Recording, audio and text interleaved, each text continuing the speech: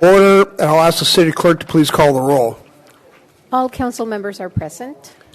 Would you please stand with me for the Pledge of Allegiance and then remain standing for a brief moment of silence afterwards? I pledge allegiance to the flag of the United States of America and to the republic for which it stands, one nation, under God, indivisible, with liberty and justice for all.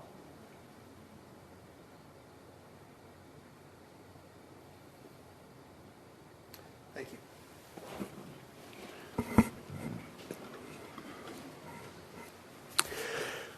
The city clerk posted orders of adjournment of the October 22nd, 2024 meeting and the agenda of the November 12th, 2024 meeting in accordance with state law, city council, and housing authority policy. We have one proclamation onto this agenda. I would like to invite the IT and GIS staff to the podium to accept their proclamation, which I will read.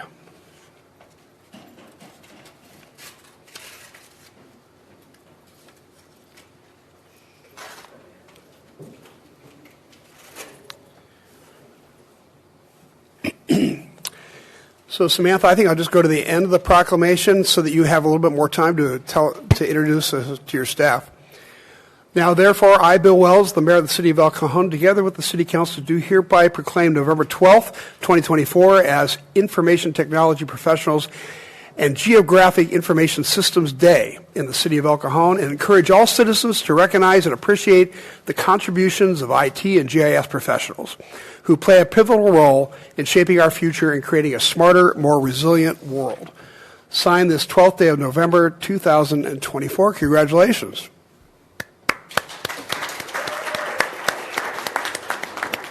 Thank you much, Mayor, Council. We'd also like to thank Graham and Vince, the entire executive staff, especially the HR team who helped us get up to full staff. We've been at full staff now for about 14 months, and it's been an amazing opportunity to get a whole well-established crew working on all the different IT and GIS aspects for the city. We're going to take a little bit of time to highlight our GIS team. They joined us in early 2023 as a little bit of a reorganization because we realized that GIS, or the mapping components for our city, encompass almost every department. So our GIS team, which is Kate Gallegos and Emily Orsborn, made a little video for you that they'd like to show. Thanks. Great.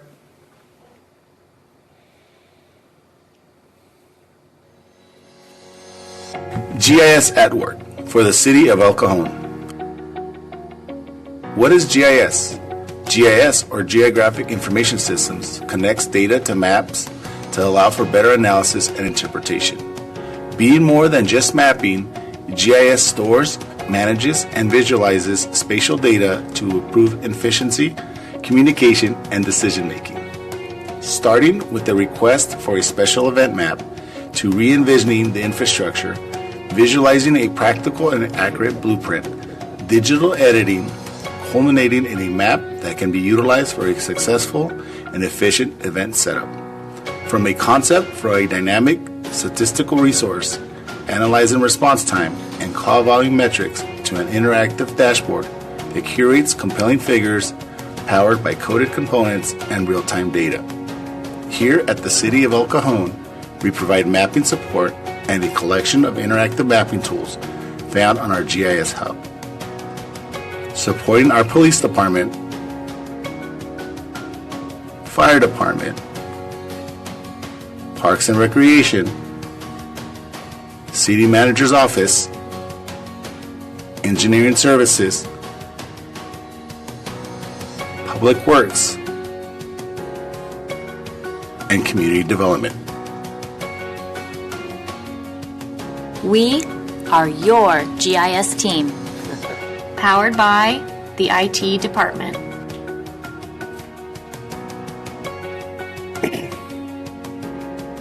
All right, so as you can see, GIS is more than just a pretty map and a few lines and dots. These two ladies maintain over 200 different data sets with hundreds of thousands of data points.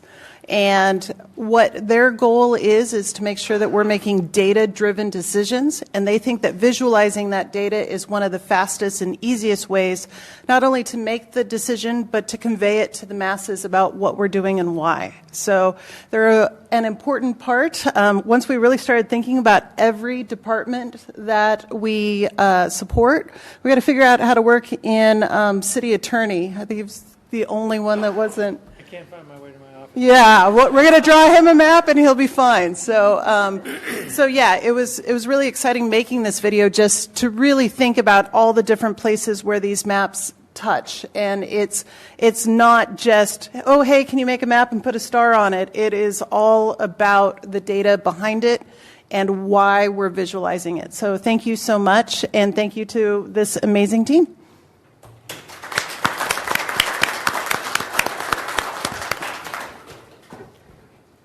Mr. Mayor, if I could just say a word or two. You know, there was a time when IT was just a matter of keeping the computers running and the data collected. But if you think about our department and how integrated they are with public safety, they really are part of our public safety team. We rely so much on the technology that they provide, from the way we communicate with residents to the way we make business decisions to the way we look at data and help solve crime. So I want to thank them and the GIS team as well. Just, you know, we do, for the last several years, we've done an engagement survey to see how our employees are engaged. And IT this year had the highest engagement score. So they're our most engaged department. They interact with each other. I'll see them walking around, and they do stuff with each other outside of work and at work. They're a real cohesive team, really led by Sarah Diaz, who's their true leader. So I want to thank them for the work that they've done. Thank you. Thanks, everybody. Nice presentation.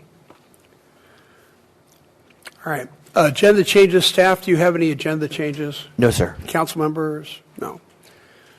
That brings us to consent items. Consent items are routine matters enacted by one motion according to the recommendation listed below. With the concurrence of the City Council, a council member or person in attendance may request discussion of a consent item at this time. Council members, do you wish to pull any of the consent items? Mr. Goebbels says one. Which number? Item 7 and item 8. Let me check with staff, and then we'll come back to that. Staff, any consent items? Actually, we would like to continue agenda item 8 to the next meeting. Any objection to that? No, Still no want to discuss it, or? No objection. A comment on item 8.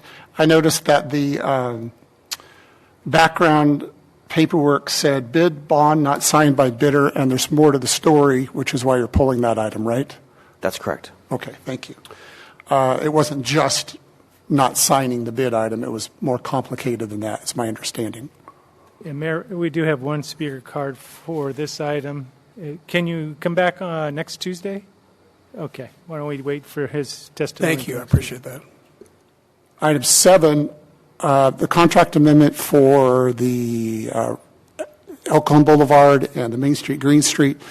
These are additional funds for the management company because the project has kind of gone on longer than we anticipated. But my understanding is that these will be recovered as potentially as part of liquidated damages from the contractor who took a long time on these projects. So right now these projects are behind schedule. The El Cajon Transit Center improvements are 8 months behind. The Main Street Green Street is 7 months behind. We currently are charging liquidated damages for both of these companies. So these liquidated damage can help pay for that. And if we were to end up filing a claim against these companies, the cost that we're incurring, these additional costs, could be wrapped up into that claim. That's for sure. So I just want to note for the taxpayers' benefits, this is $222,000 that we're approving today that we normally wouldn't have these projects been on time, but we're have a good chance of recovering these monies through the claims or liquidated damages process. So protection for the taxpayers here. Thank you. Thank you, Steve. Let me see if there's any speaker cards or any of the rest of the consent items. No other speaker cards, sir. All right, then I'll make a motion to approve the remaining consent items, with the exception of number 8, which has been pushed off to the next meeting. I'll second. Please vote. Motion carries by unanimous vote. We're now at public comment. At this time, any person may address a matter within the jurisdiction of the City Council, Housing Authority, successor agency to the El Cajon Redevelopment Agency that is not on the agenda. Comments relating to items on today's agenda are to be taken at the time that the item is heard. State law prohibits discussion or action on items not on the agenda. However, City Council and Housing Authority members may briefly respond to statements or questions, and an item may be placed on a future agenda. Angela, do we have any speaker cards for public comment? We have no speaker cards, sir. Okay. That brings us to written communications, and we have none. Rapidly moving on to public hearings. We have one item to consider. Item 11 is for an underground utility district, and I'll ask staff to tell us about this.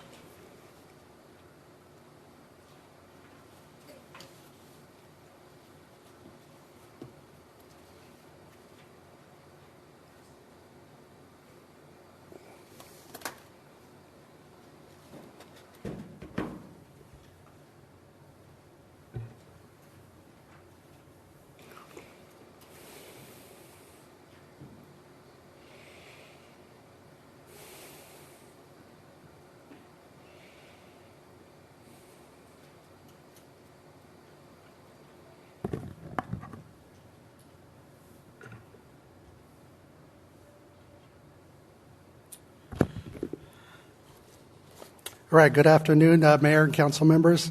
My name is Mario Sanchez, City Engineer with Engineering Services. Today I'm here to talk about our public hearing for South Johnson Avenue, an underground utility district, number 29. Some background on the whole Rule 20A, Electrical SDG&E Public Utilities Commission rules. Rule 20A, just to give you consent on this, on this item, to help cities and counties convert existing overhead utility lines to underground facilities to improve aesthetics and public safety. So the Rule 20A funds were collected as part of the undergrounding fee that were allocated from customers' electric service bills over the years. And this program has been in place for about, I would say, around 50 years. So in 2023, the CPUC ruled to cease new allocations of funds to sunset the Rule 20A undergrounding program. The motivation for this change is that a substantial amount of funds, unused funds and misuse of funds in other parts of the state caused the end of the actual program. So way back, a few years back, in Chapter 16.52 of the El Cajon Municipal Code establishes a procedure for the city to create any new underground utility districts within a designated area to remove existing overhead utility poles, wires, and associated overhead structures. And we're on project number 29. So I think the very first project was done back in the 70s. So recent efforts by the developer at 300 El Cajon Boulevard to underground their existing utilities on their property and alongside the rest on Johnson Avenue offered the city a unique opportunity to underground the rest of Johnson Avenue northerly to Main Street. So the next slide is going to show a map of the actual area. This is the utility district area, what encompasses Johnson Avenue north between Main Street and El Cajon Boulevard. This is an older area that shows the construction of the KB Homes townhome development and all the improvements at the roundabout at El Cajon Boulevard and Johnson. The next few slides are actual photos of existing conditions. The three, or actually four, utility poles will be part of the utility district, and these are the proposed poles that will be put in underground. Here's just another photo looking northerly on Johnson Avenue, adjacent to the townhome development. So you can see there's a street light pole and about four existing overhead utility poles. And as you turn around for one where I took the photo, I looked south, and those before there was existing overhead utility poles, and they were all undergrounded as part of this as part of their project. So it's another view of looking southerly on Johnson Avenue. So our proposed schedule and cost, we have approximately $3.7 and change million left in our Rule 20A projects. We would like to go ahead and have SDG&E design and construct the project, and their estimate was roughly around $3.7 million, so we do have enough money to finish the undergrounding of Johnson Avenue. And if it's adopted, it is anticipated that the design will commence in 2025, and all construction must be completed by December 31st, 2033. And I'm recommending the council adopts the next resolution in order to create a new underground utility district on South Johnson Avenue between Main Street and El Cajon Boulevard. So I'll open it up to questions. Thanks, Mario. Questions? Michelle? Thanks, Mario. It was a good presentation. Just want to be sure that this is going to be completely paid for by SDG&E. Correct. Nothing comes out of our pocket. Nothing comes out, no, unless Perfect. There's That's all unknowns. Yeah, so we don't know. That's all I wanted to hear. Yes. Thank you. Anybody else? All right. Thanks, Mario. Appreciate it very much. Public hearing is now open. Angela, do we have any speaker cards for this item? We received no cards, sir. Then I'll make a motion to close the public hearing. Please vote. Motion carries by unanimous vote. Anybody interested in making a motion? Move to adopt. Please vote. Motion carries by unanimous vote. We have two administrative reports on today's agenda.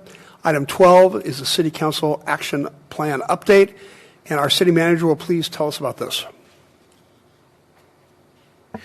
Thank you, Mr. Mayor, members of the City Council. If we can get the presentation up, thank you. The purpose of this agenda item is to provide an update on the City Council Action Plan, which was adopted by the City Council last March after conducting its annual goal-setting session earlier that year.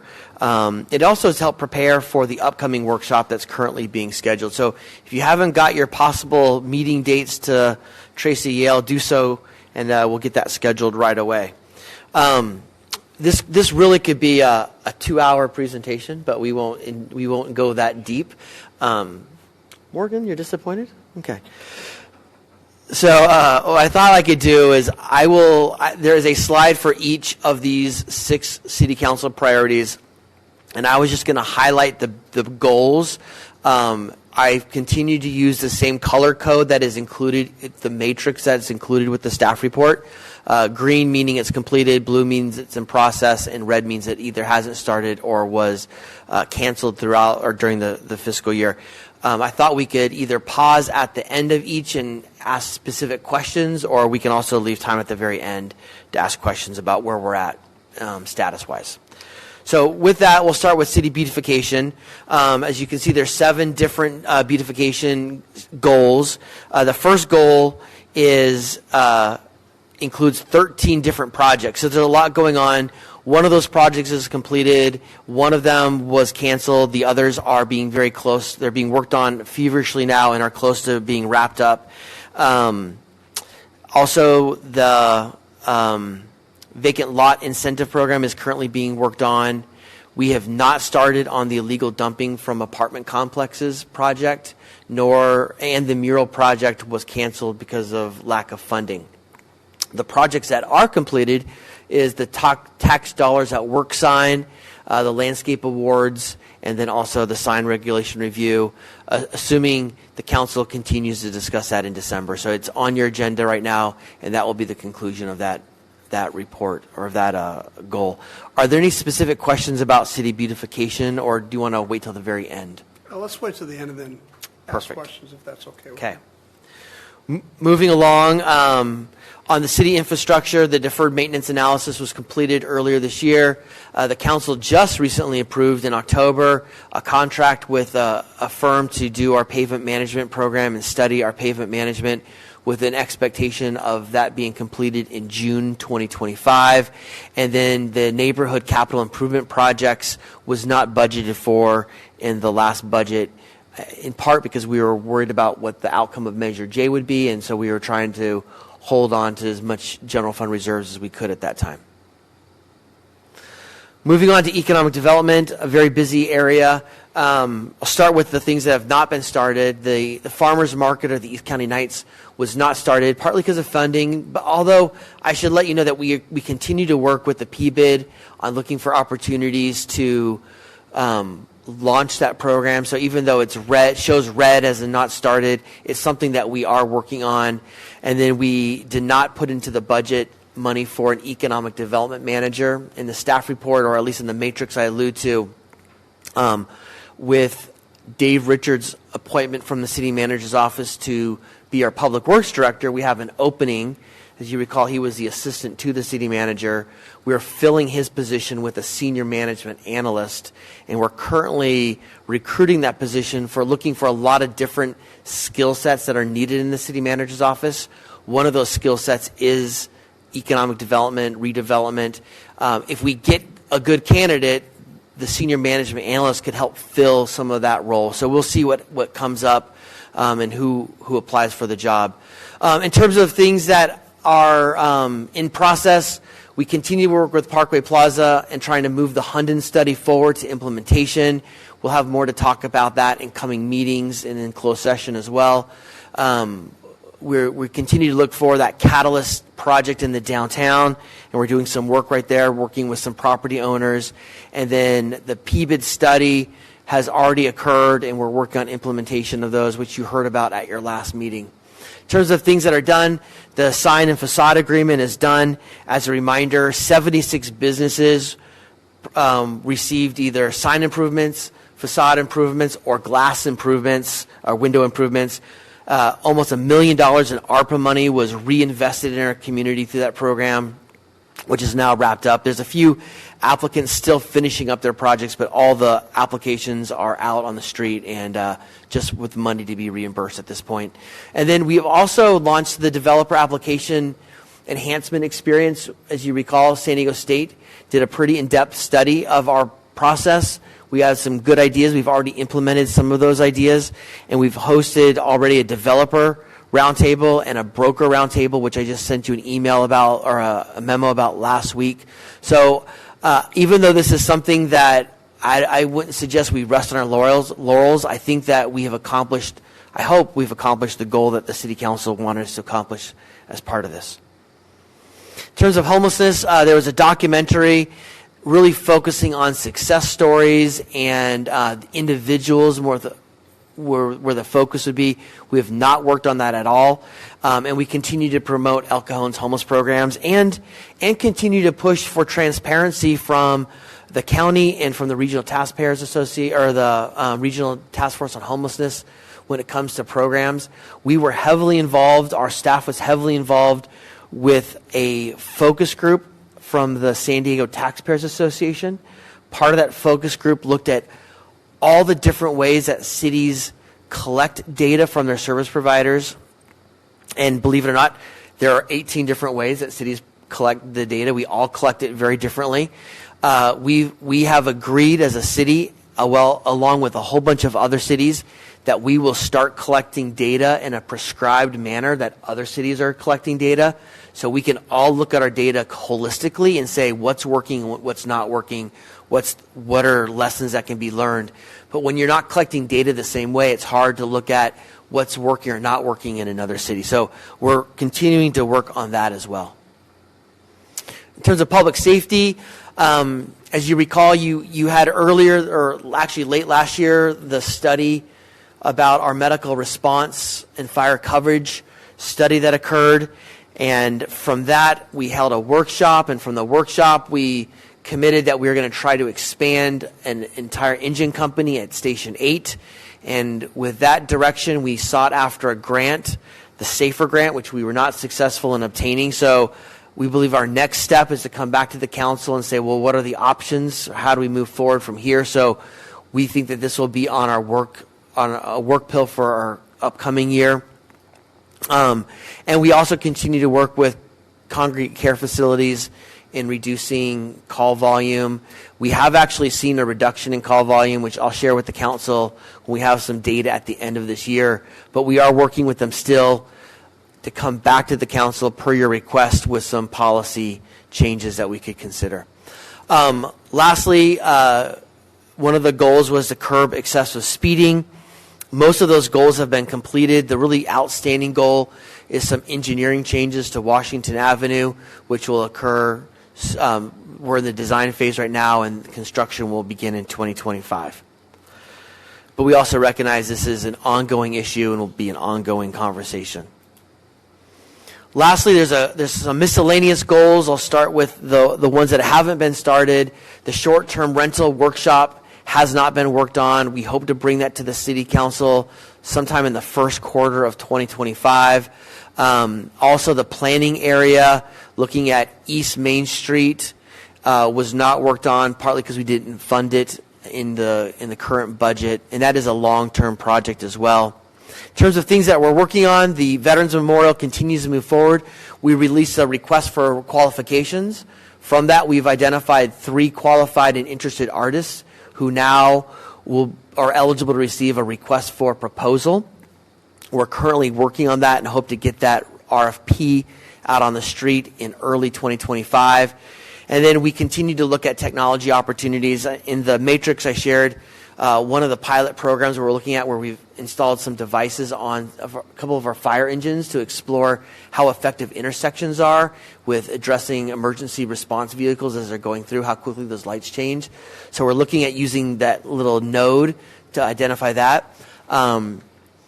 Engineering services and IT in the city manager's office will be piloting a program also coming up, starting soon, and we're hoping to apply it as we launch into the next City Council action plan with a way to graphically look at how we're doing on our goals. So it's something that's easy to communicate to the public of what the council's goals are and where we're at in the progress of those goals. So right now we use this cumbersome matrix. It's very useful to me, but it's difficult to put together, and you have to wade through a lot of information to get to the meat.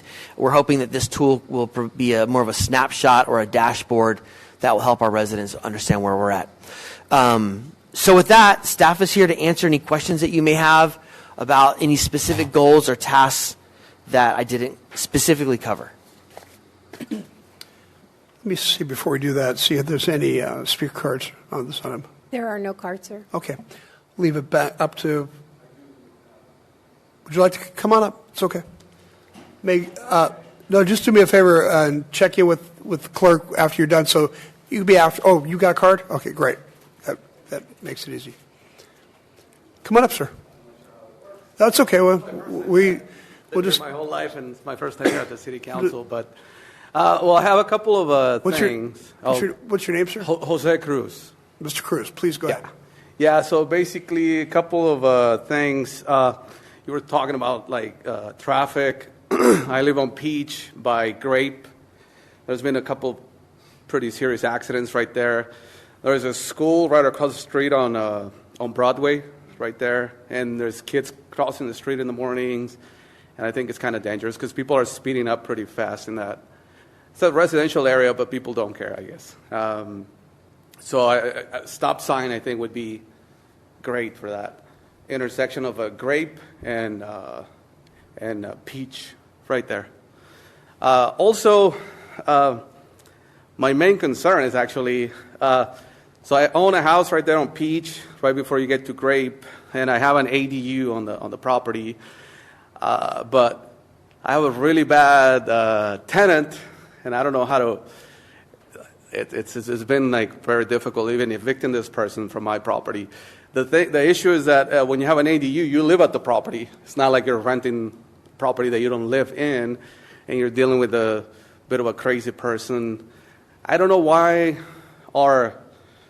eviction process is not handled by the city if we live within the city limits. I don't know if it's a state rule or law or I don't know why it's handled by the county when El Cajon is a city. We have a courthouse and everything else. Not like some of the smaller cities out there, but I think that would speed up the process, especially in cases like mine where I'm dealing with this person that's messing with my family and I can't do anything about it, basically. Well, we're lucky to have an attorney on our staff that knows all. So maybe you could explain a little bit more about this, Morgan. Okay, we'll try. Eviction processes are conducted by state law, and typically they are handled by the Superior Court, or could be. There is a special division for evictions that's handled by the Superior Court. Superior Court is a state agency. It's no longer even a county agency, and we no longer have a municipal court, which was run by the county as well. So it's a private matter, a private action. So you will need to go through the eviction process and follow the rules for doing so. Unfortunately, we can't use public funds to help you because then we'd be helping every landlord throughout the city when they ask for help.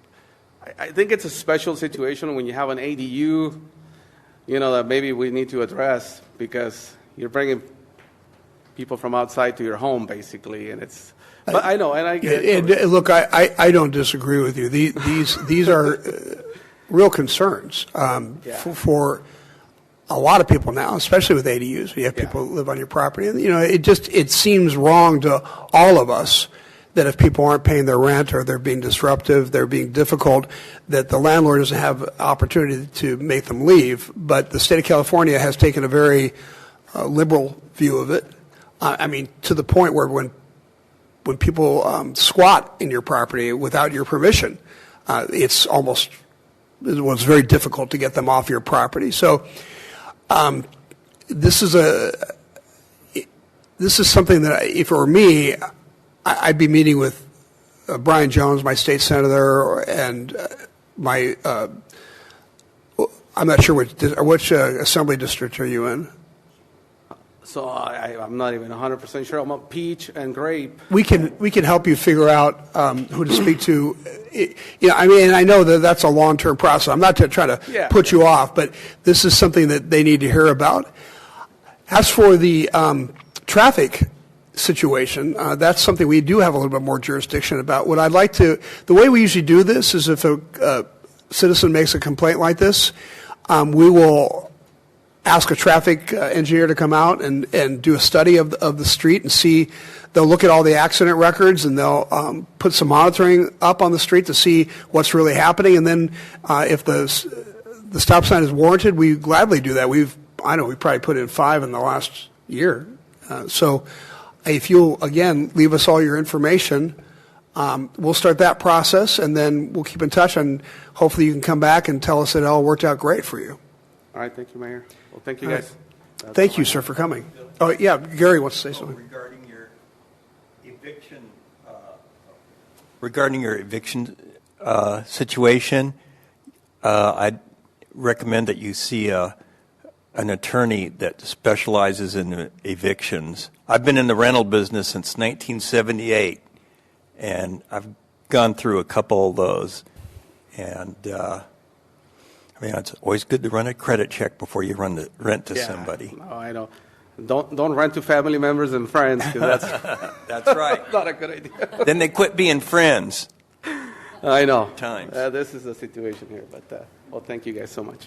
Thanks for coming, sir. I appreciate it. All right, anybody else? Okay, then.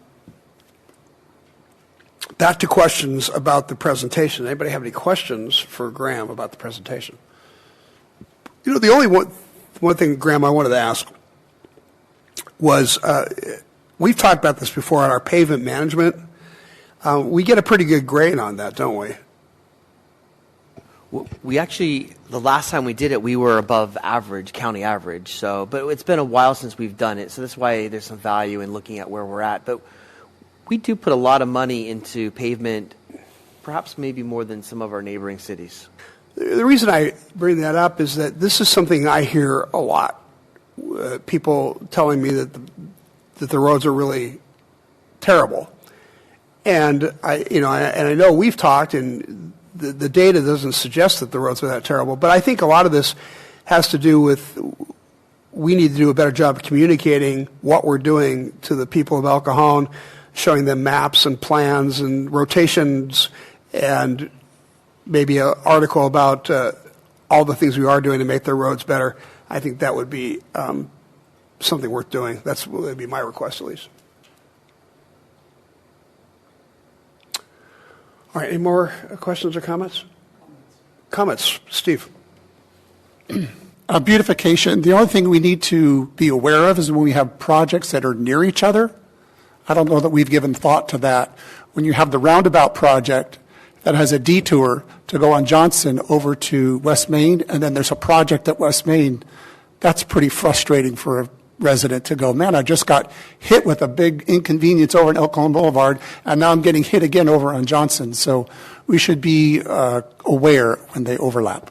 I agree. In fact, best plans, right? The way that they were timed is that one was to conclude and then the other was to commence.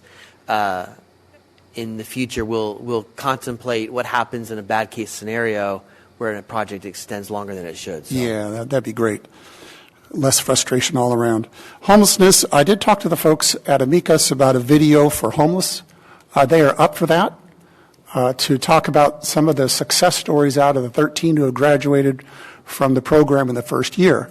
They'd be glad to share how this has impacted their life in a positive way, so the reach may not be so far to work with them, and they'd be glad to help recruit for that. On the public safety one, I'd like to see a plan for options for funding by the end of February. That's a little more than 3 months from now, and would have been a one-year anniversary when we had our fire workshop. We were kind of told, hey, let's pause and see if we can get this SAFER grant, and we did, and we didn't. So I just hate to keep kicking the can down the road further and further, because this is about response times to me. The more that we depend on mutual aid, those are longer response times. If you have to have a fire engine come from Lake Jennings Road into El Cajon, or if you have to have somebody come from Lakeside down by Channel Road, this is about response times for our residents. And for that reason, I think we need to kind of push a little harder to get our options sooner rather than later. I realize there's a lot of projects on here for staff time, but I think this is one, when we talk about the responsibility of local government is safety of its residents. I think for that reason, I would like to see some options no later than the end of February. That is all I have. Thank you. Garrett? I just want to echo Steve's concerns. Public safety is really number one for a city, and so whatever we can do to enhance that, I'm interested in it. Steve or Michelle? Okay. That's great. So, Graham, do you need any more kind of direction? That's helpful. What we'll do is, as we get ready for the goal-setting session, hopefully in first part of January, we'll do kind of an update of this, so you'll have something more fresh before you to help you be ready for that hearing as well. On the public safety funding, one thing that came up that we know will take some will take some time is the workshop on the car show. And council asked for us to be by the end of January. If that could be pushed off, that would help us accomplish the goal to do the funding for fire, because there's only so much staff capacity right now. So that would, if that could be pushed off and almost swapped, having that discussion first and then the car show second, rather than car show and then the fire discussion, that would be useful for staff. I don't see any big hurry on the car show issue. I appreciate you giving us that option to say, hey, we're kind of maxed out, and giving us the option to choose. And I would bet we're in agreement that fire comes before a car show. Yeah. Right. Okay. I just wanted to make sure. Didn't want to suppose. I did have one comment, and it had to do with the excessive speeding. this almost seems like it has to be always integrated into our process as a city. I mean, we just had a resident come up for the first time and mention speeding on residential streets, and so it's almost as if enforcement and changes to the streets. We implement these things, but it seems like it's going to be an ongoing thing as the city grows and density increases.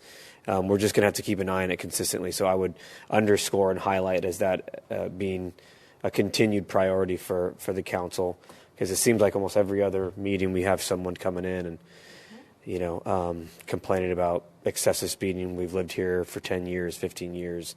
It's getting worse in the last 2 to 3 years or so.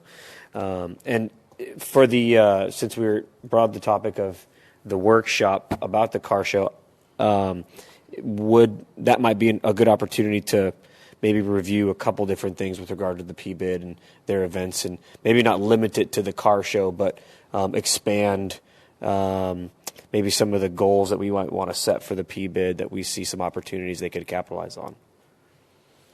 That's a great idea. I mean, one of the things that we have to explore sooner than later is, do we go out and try to extend the P-bid's life again, and under what format? I know that staff, Chris Berg and Kathy Zeman, have been meeting with folks to kind of understand that process. So we're doing some work behind the scenes, but I think by that time we'll be ready to get some input from council as well, so we can wrap that as part of the same conversation. Okay. Anybody else? All right. Graham, you said you don't need a motion?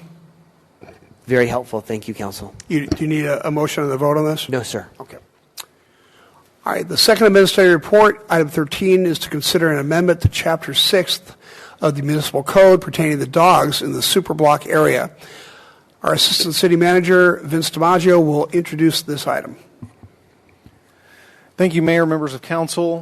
In 1997, the City Council adopted an ordinance prohibiting dogs in the downtown superblock area. This was done based on the perception that dogs would pose a health hazard and lead to frequent and ongoing maintenance issues that would not complement the efforts of the city and the City Council had made toward activating downtown.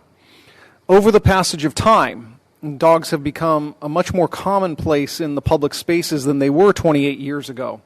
Aside from their role in aiding the visually impaired, which was their primary function at the time of the ordinance's adoption, they are now frequently accompanying their owners into public spaces, at public events, and serving as service animals and support companions, among other things.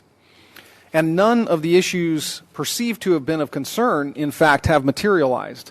Nevertheless, the ordinance remains in place now, making it technically illegal to bring dogs into Prescott Promenade, Centennial Plaza, the Civic Center Complex, Judson Park, or any other area defined in the downtown as the superblock.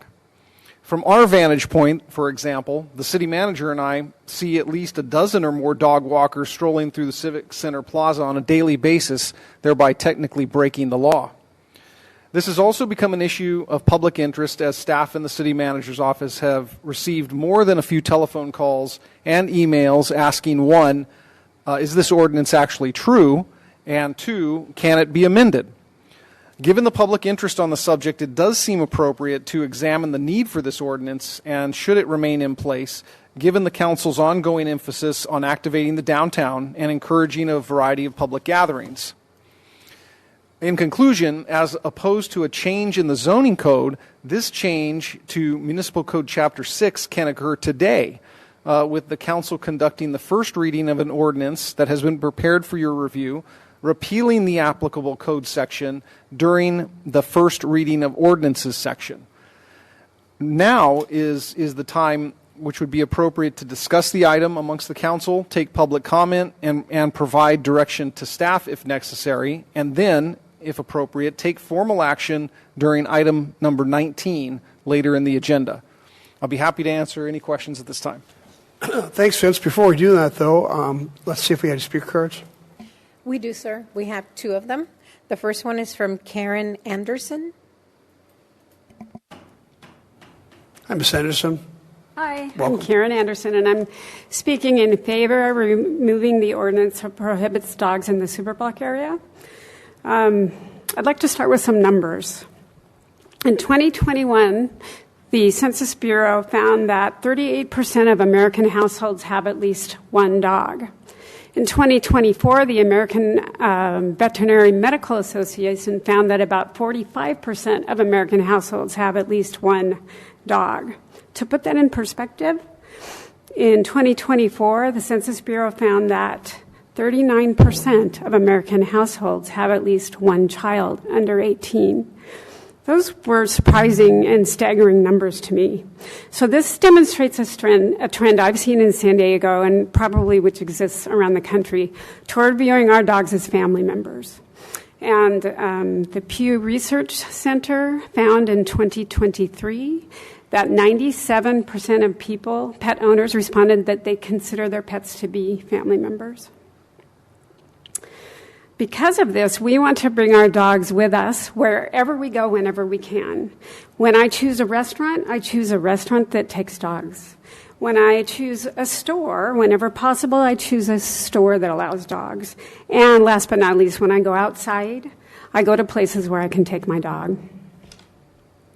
Most dog owners have their dogs outside a lot to give themselves and their dogs exercise, and to give them stimulation and enrichment.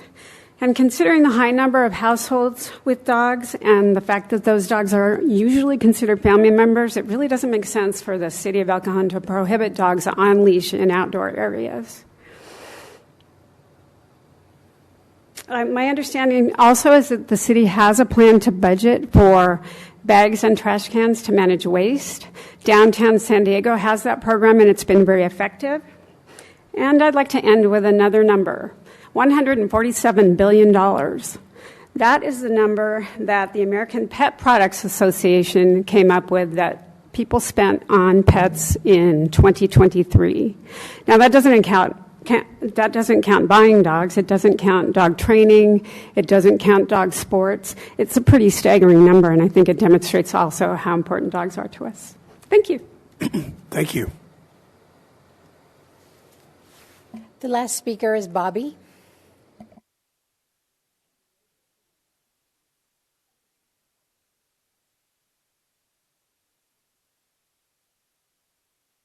Hi, Bobby. Welcome.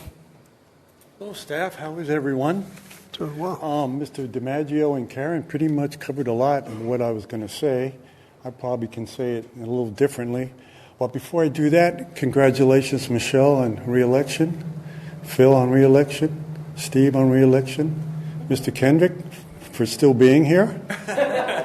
Mr. Mayor, I'm glad you're still our mayor. Thank you. So thank you very much. I appreciate Mr. DiMaggio, congratulations on your Dodgers. And Mr. Mitchell, all your knowledge. Mr. Foley, thank you too. And girls, thank you very much for helping me at the front desk all the time. So I don't speak often, so I get a chance to say thank you, so thank you very much. Anyway, dogs. Karen said it. Mr. DiMaggio said it. The signs are old. Dogs belong in El Cajon. We have pet shops, Petco and PetSmart, and we have the promenade with the benches and the trees, and we can do the trash cans and maybe doggy bags, things down there. Dog owners are different than other people in a way. They're nicer, more compatible. They're law-abiding citizens. I think walking the dogs downtown adds to the atmosphere of downtown El Cajon. It promotes it, makes it look nicer. Should be pictures more in the El Cajon brochures even. And so let's see. The firemen have a dog. The police department has a dog. A couple months ago, I ran into our current police chief on Bring Your Dog to Work Day. So I mean, our main people in this government have dogs, are bringing their dogs to work, need to walk their dogs legally down here. I'm not quite sure all the why everything was changed back then in 1997. But it's time to catch up with the times, like Karen and Mr. DiMaggio says. So I'd like you to the proper wording, I guess, would be to repeal the prohibition of dogs in the downtown superblock area. That's what I'd like you to do, and hopefully that's considered in number 19. Besides the other things in downtown, the 4 or 5 major restaurants are made for dogs. They have patios. If you talk to any of the owners, I've been in all the restaurants. They allow me and my dog to get down there. It's pretty comfortable. I'm sure there's accidents now and then. I've never seen them, but if there are, there are always. I still have a couple bags on me all the time to give to someone to take care of that stuff. So anyway, hope you guys consider repealing the prohibition of dogs, and thanks very much for letting me speak. I think there's some questions. Well, just a thank you to you, because, Bobby, I'm almost positive you're the one that brought this up to us. After a meeting, you walked up to Michelle and I over here and said, hey, did you know that you're not allowed to have dogs in the downtown area? And Michelle and I said, no way.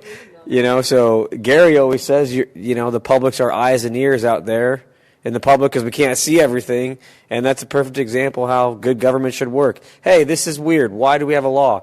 Well, can we change it? And so we put it on the agenda, and I'm in favor of your opinion. And I spoke that time because I was bombarded by the public at the free concert that night. They know that I come here to speak on it. They said, what are you going to do about it? You got to go down here and tell those guys, we want this all to be changed and to be legal and be right. And so I put it up, upon myself to come down here and ask you guys to take care of this if you can. So thanks very much. Thanks, Bobby. Okay. Is that it? Yes, sir. No other speakers. Okay, back for questions of staff and or discussion. Steve? If we repeal the ordinance as outlined in the resolution, is there room for staff to manage prohibition on a case-by-case basis? Where I'm going with this is, sometimes on large city events such as Haunt Fest, Holiday Lights on Main, some dogs get stressed by the amount of people, and they're not necessarily themselves, and it becomes a cycle of concern for everybody, the dog owner and the people around. Does staff have the flexibility to say, hey, repeal the thing, but on Haunt Fest, unless it's a legally allowed support dog, no dogs? Do you have that flexibility?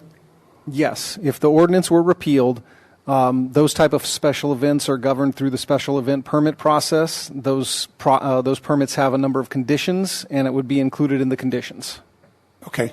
That's good for everybody to know. I think if we repeal this, it's not going to change really what's happening today. Most people don't even know that it's against the thing. But here's what's important about, in my opinion, repealing this. If you want housing in a superblock area, and you want housing's going to go up, there are people in apartments who own dogs, and they have to have a place to go walk their dog where there isn't one when you're on a second floor or higher. If we're going to encourage housing that is pet friendly, we need to have a place for them to walk their pets. So I think this is a great reason to repeal the ordinance. Gary? Yeah, I think Steve makes a really good point. I haven't even thought of that by, if someone's in a condo or apartment in the downtown area, they're going to want to go out and, walk their dog. I see it all the time in downtown San Diego in really nice neighborhoods. I also see it. I've got 2 dogs, and my son was having his in a training class in Kensington at the park there that's right in front of the library, and all those restaurants on there allow you to have dogs, and they have a lot of outdoor seating just like we do.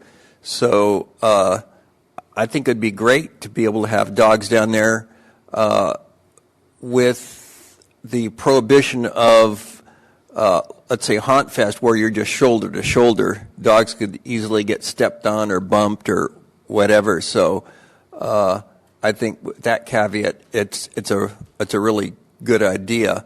And that way we'll be able to see Bobby's dog here at the meeting more often. Michelle. I agree with Mr. Goebel and Mr. Kendrick. I was at Hunt Fest and we heard several dogs. I think you were with me, where there were some dogs having intense conversations in dog speak. And this is why we can't have nice things, because they were, every time a dog came by, this one particular dog, they were always having arguments. And I think in that case, it is maybe necessary to have that, but I would be very disingenuous if I were to continue this prohibition, because I have a house full of animals, and for me, I didn't know that it was prohibited. I brought my big dog down many times and have eaten at the restaurants down here with my dog. So yes, I agree. We need to remove the prohibition. What was going on in 97? We had closed down closed down the bars, we closed down smoking, we closed down dogs. What else did we close down in the 90s? I was working all the time, but there was something going on in El Cajon that they were just closing down El Cajon right and left. And this is just one of them. So anyway, yes, I agree. We need to prohibit this, and maybe with the special permit like Mr. Goebel suggested. Yeah, I agree with my colleagues. I think it's a great move to enhance our downtown area. As one of our residents said, yeah, dogs are like our family members, and why are we going to leave someone home when we're going out? And so El Cajon's been a dog-friendly community. We had that one event in the park to see if we could break the world record for how many dogs watching a movie at once, Beethoven. So it just makes sense. So I think this agenda item only requires direction. Do we need a motion or? I think we do. I'm sorry. Go ahead. You're discussing it now. You've taken public comment. It sounds like there's some interest in repealing it, and you would do that under item 19. You would take action under item 19, which is forthcoming. Okay, so not now. So we can just leave it at this point, move on to 19? Okay. Great. Then without any objection, we'll continue. But we have a few things to do before we get there. There are no commissioner reports on today's agenda. Item 14 is my activities report, which is as reported. And we're activities reports of the council members. Councilmember Goebel. As reported, with a couple of comments, the city manager and I talked about State Law AB 413, and it was approved in October, and it prohibits parking within 20 feet of a marked or unmarked crosswalk. And we have a substantial number of cars parked on streets in the city with the number of apartments, and that's probably going to eliminate one parking spot at each corner, because 20 feet is more than a car's length. So I need to know probably what's the city's plan going to be at some point to how are we going to do this. I know currently you cannot issue a ticket until January 1st. It's just a warning. But will we be painting curbs red? Will we be putting signage? Doesn't need to happen today, but that was an unusual law that I heard about, and that's interesting. Another item to note is Blackstone, one of the largest real estate companies in the country, bought 90 grocery-anchored centers in California, Oregon, and Washington. What they are doing is they're saying, we recognize in California there is no more urban sprawl, there are no more grocery-anchored centers to be built because growth is going to go up, not out. And that makes existing grocery-anchored centers all the more valuable and expensive rents. Rents are going to go up there, which means prices in those tenant spaces are going to go up. An interesting effect of the housing policies. Other than that, that is all I have for my report. Thank you, Stephen. Gary? As reported, except one exception, I attended the Metro Commission wastewater JPA meeting this morning. Phil? As reported. Michelle? As reported, I do have a comment. I wanted to commend Station 8, Fire Station 8. One of the residents that lived nearby there told me that they came out on Halloween night with candy and playing music, and he said that was one of the greatest things that happened in their neighborhood. He said it was wonderful. They came out, they were playing music, and they were handing out handfuls of handfuls of candy out to the kids. And this friend of mine who lives in that neighborhood said it was wonderful. We don't get a whole lot of kids in our neighborhood, well, on my cul-de-sac, but in this area, it was great. And so I wanted to commend the fire station chief, if you could let them know that the residents really did appreciate that. And you don't normally see that, but they had a great time, and it was wonderful and very much appreciated. Thank you. Thanks, Michelle. Okay. There are no joint council member reports and no general information items on today's agenda. We have two introductions of ordinances. Item 19 is to amend Chapter 6.12 of Title 6 regarding dogs in the superblock area of El Cajon. And staff, will you tell us about this again? So this is the ordinance that would repeal the prohibition of dogs in the superblock, and so the staff recommendation for the city council is to introduce the next ordinance in order, which would repeal the section of the municipal code that mandates the prohibition. Do we have any speaker cards on this item? No speaker cards, sir. All right, council, it's up to you. We've already discussed this. It seems like everybody's thoughts are pretty clear, but somebody needs to make a motion. Move adoption. Second. Please vote. And for the record, it's introduction, so it'll come back for second reading in December. Thank you. Motion carries by unanimous vote, and the title of the ordinance is an ordinance of the City Council of the City of El Cajon, California, repealing Section 6.12.150 of Chapter 6.12 of Title 6 of the El Cajon Municipal Code to permit dogs in the superblock area of El Cajon. Thank you. The second ordinance to be introduced, item 20, is to amend Chapter 8.32 of the Municipal Code regarding smoking and secondhand smoke. Staff will tell us about this. Thank you, Mayor. I think this is mine to deal with. When we adopted some of our tobacco regulations, folks were unable to smoke if they were under the age of 18. That law changed to under the age of 21, and we are just now getting around to changing that reference in our codes. Sounds straightforward. Angela, do you have any speaker cards? No cards, sir. Council members, any questions? All right. I'd like to make a motion to approve. Second. Please vote.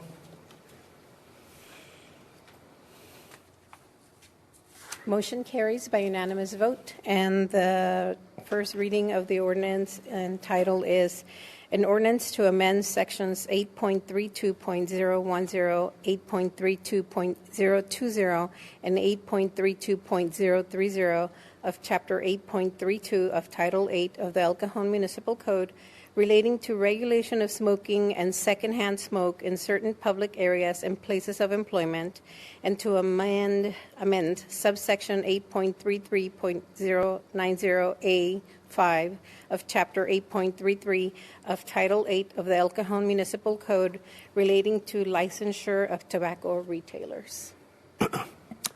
Thank you. There are no second readings of ordinances on today's agenda, and so we are now at closed session. The city attorney will recite the title and lead us into closed session. Thank you, Mayor. Council is going to meet in closed session on three items. The first is a closed session for conference with legal counsel on existing litigation pursuant to paragraph 1 of subdivision D of Government Code section 54956.9. The name of the case is Anthony P. Crum versus City of El Cajon. Case number 24CU010745C. The second is a closed session for conference with real property negotiators pursuant to Government Code Section 54956.8. The property is located at 425 West Main Street. The negotiating party is the owner, Hala Inc., with Hitesh C. Patel, CEO. City negotiators are the city manager, assistant city manager, and city attorney. Under negotiation would be price and terms for payment for acquisition of property. And the third is also a conference with, item 23 is a conference with real property negotiators pursuant to Government Code Section 54956.8. The property is known as Parkway Plaza. The negotiating parties, again, are Star West Parkway Mall LP, Penny Property Subholdings LLC, and Star West Parkway Mall LP as owners, and the city negotiators are the city manager, assistant city manager, city attorney. Under negotiation would be price and terms of payment for acquisition of property.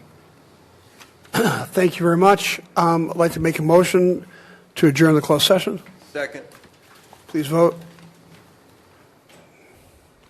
Motion carries by unanimous vote. Ladies and gentlemen, we're going to closed session. We'll be back in a few minutes to conclude the meeting.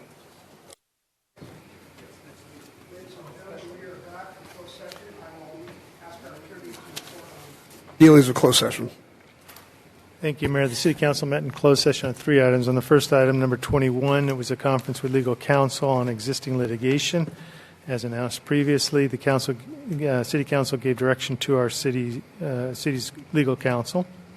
On the second item, with the conference for real property negotiators on the property of 425 West Main Street, direction was given to the city's negotiators. And on 23, conference with legal property negotiators on the Parkway Plaza, direction was given to the negotiators. Thank you, Morgan. This brings us to the adjournment, the regular joint meeting of the El Cajon City Council, El Cajon Housing Authority successor agency to the El Cajon Redevelopment Agency, held this 12th day of November 2024, is adjourned till Tuesday, November 19th, 2024 at 2:00 p.m. Thank you very much.